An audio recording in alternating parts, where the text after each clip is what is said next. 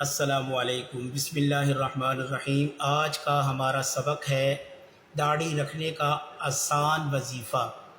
حکیم الامت مجدد الملت حضرت مولانا اشرف علی تھانوی رحمۃ اللہ علیہ نے داڑھی رکھنے کے بارے میں ایک آسان طریقہ بیان فرمایا ہے۔ وہ یہ ہے کہ جب آپ داڑھی منڈائیں تو رات کو سوتے وقت یہ دعا کریں، یا اللہ مجھ سے سخت گناہ سرزد ہو گیا ہے، میں نادم ہوں، مجھے داڑھی رکھنے کی توفیق عطا فرمائیے۔ پھر اگلے دن داڑھی منڈائیں تو رات کو اسی گناہ کا اعتراف اور توفیق کی دعا کرے، اور اسی طرح چند دنوں میں اللہ تعالیٰ داڑھی رکھنے کی توفیق عطا فرما دیں گے۔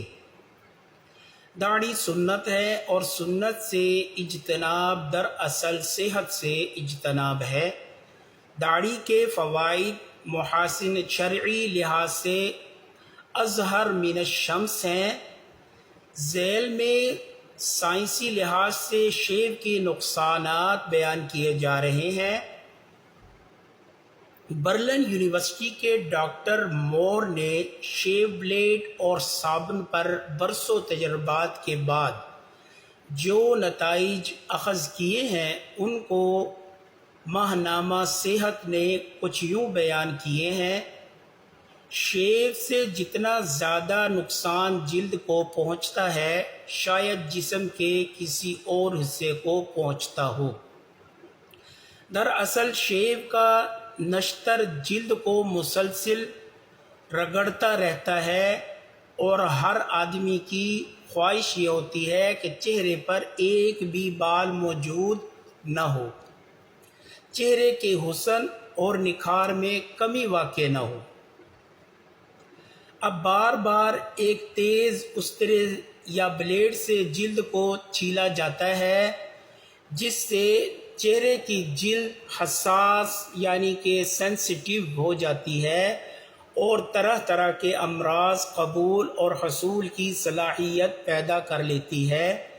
کند استرا یا بلیڈ چہرے پر پھیرنے میں زیادہ طاقت استعمال کرنا پڑتی ہے، جس سے جلد مجروح ہو جاتی ہے۔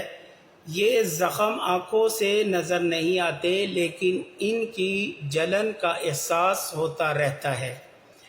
جب جلد پر کوئی خراش آ جائے تو جراثیم کو داخلے کا رستہ مل جاتا ہے۔